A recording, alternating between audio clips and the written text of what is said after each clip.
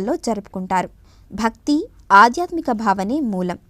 పచ్చని చెట్లు, ఆహ్లాదకరమైన వాతావరణంలో కుటుంబ సభ్యులు, బంధుమిత్రుల సపరివారంగా విందు భోజనాలు చేయటం వెనుక భక్తి, ఆధ్యాత్మిక భావనలు మెండుగా ఉన్నాయి.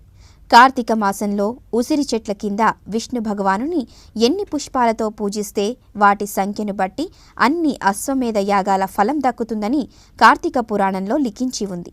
అందుకే వనభోజనాల సమయంలో ఉసిరి చెట్టు కింద విష్ణు పూజ నిర్వహించి పంచభక్షాలతో స్వామికి నివేదించి అనంతరం బ్రాహ్మణులకు దానాలిచ్చి బంధుమిత్ర సపరివారి సమేతంగా భుజిస్తే అఖిలాండ భూమండలంలో ఉన్న సమస్త పుణ్యక్షేత్రాలలో మహావిష్ణువును కొలిచిన పుణ్యఫలం దక్కుతుందని ప్రతీతి.